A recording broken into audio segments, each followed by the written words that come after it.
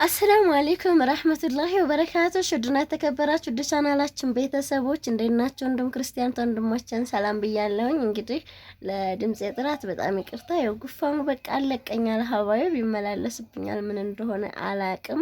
ይኸው ከመጣሁ ሁለት ጊዜ በጣም ኃይለኛ ጉፋን ያዘኝ ማለት ነው ውዶችዬ፣ እና ይቅርታ እየጠየኩኝ ለዛሬ እንግዲህ አሪፍ ጠየቃችሁ ጥያቄ አለ።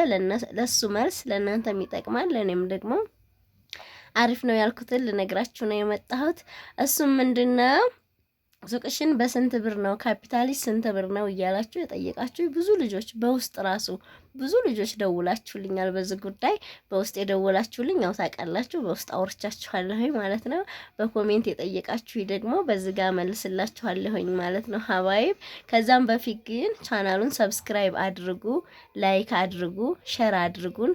አዲስ የሆናችሁ ደግሞ አማና ነው የምላችሁ ሰብስክራይብ እያደረጋችሁ ቻናሌን አበረታቱኝ ማለት ነው። አሁን ሞኔታይዝ ስለሆነ ሰብስክራይብ እያደረጋችሁ አበረታቱኝ ውዶችዬ።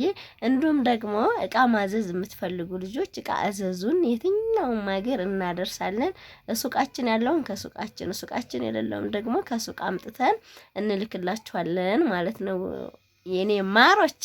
ስለዚህ ከእናንተ የሚጠበቀው ማዘዝ ብቻ ነው። ወደ መጣሁበት ሳልፍ ደግሞ ሱቃችሁን በስንት ብር ነው የከፈታችሁት?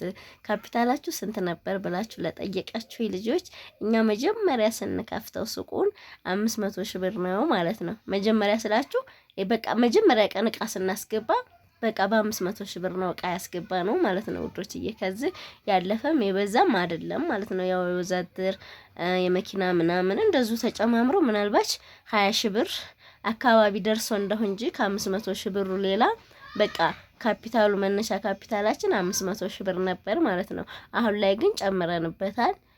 ከዛ በኋላ ቢያንስ ወደ 200 ምናምን ሺህ ብር ደግሞ እቃ ገብቷል ማለት ነው። እያደር እየሸጥን ስንመጣ ማለት ነው። ግን መጀመሪያ ስንከፍተው በ500 ሺህ ብር ነው የተነሳ ነው ማለት ነው። ምን ምን አለ ካላችሁ ደግሞ እንዳቅሙ ምንም የሌለ ነገር የለም። ከእያንዳንዱ እቃ በደርዘን አስገብተን ነበር ማለት ነው ውዶችዬ። ስለዚህ ወሰደብን 500 ሺህ ብር ነው ማለት ነው። እኛን 500 ሺህ ብር ወሰድብን እንጂ ከ500 ሺህ ብር በታች የእቃ ቤት ለመክፈት ብር አይበቃም ልላችሁ ፈልጌ አይደለም። በ500 ሺህ ብርም በ200ም በ150ም በ300ም በ400ም በሚሊየንም በ2 ሚሊየንም መክፈት ይቻላል ማለት ነው። ግድ ከ500 ሺህ ብር በላይ የሆነ ብር ነው እንደሚበቃው ብላችሁ እንዳታስቡ ማለት ነው ውዶችዬ። ትንሽ ብር ካለ ከዛ ደግሞ ያው ገበያውን አላህ ያሳምረው ነው እንጂ መክፈት ይቻላል ማለት ነው ሀባይብ። እንግዲህ የመለስኩላችሁ ይመስላል። 500 ሺህ ብርን አሁን እውነት ለመናገር ጎበዝ የሆነ ሰው በአሁኑ ሐዋላ አመት አይወስድበትም 500 ሺህ ብርን ሲሰራ ማለት ነው። እዳ የሌለበት ብዙ ወደ ኢትዮጵያ ማያባክን ኢጃዛ እያለ የማይንዘላዘል ሰው 500 ሺህ ብር በአሁኑ ሐዋላ በጣም ትንሽ ብር ነው ማለት ነው። ስለዚህ ጠንክር ብላችሁ እዛ በሰራችሁ ቁጥር ብር ይገኛል ውዶችዬ። ነገር ግን እዚህ ደግሞ እንደዛው ኑሮ እየጦፈ ነው የሚሄደው። ዛሬ ላይ ምሳሌ ዛሬኛ በ500 ሺህ ብር የከፈትነው ሱቅ የዛሬ አመት ላይ በ500 ሺህ ብር አንከፍትም። ሳዑዲ አረቢያን ብቀመጥ እኔ ዛሬ ላይ 500 ሺህ ብር ያገኘሁት ሪያል የዛሬ አመት አላህ እንትን ካለ ደግሞ የዛሬ አመት ደግሞ ሌላ ብር ጨምሮልኝ ነው የሚመጣው ማለት ነው። ስለዚህ ኑሮን እንዳስተያዩት ነው።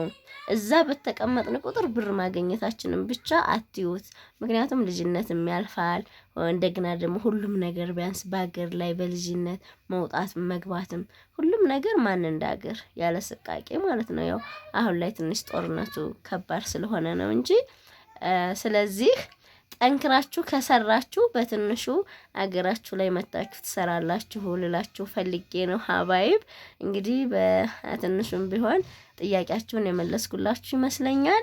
ከዛ በተጨማሪ ደግሞ እኛ እንደምታዩት እንግዲህ ይሄን ሱቅ ከፍተናል። የሌለ ነገር የለም። ግድር ደክትም አለላችሁ ለቤተሰቦቻችሁም እንዲሁም ደግሞ ለመምጣት ያሰባችሁ ልጆች እቃችሁን በስነ ስርዓት ካዘዛችሁን እኛ በስነ ስርዓት አሟልተን በአማና አድርሱ ላላችሁን ሰው እናደርሳለን።